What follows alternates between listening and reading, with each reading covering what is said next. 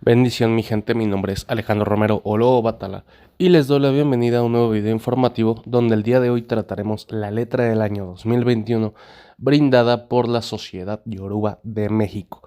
Con el mayor de los respetos y sin fin de lucro, únicamente es informar.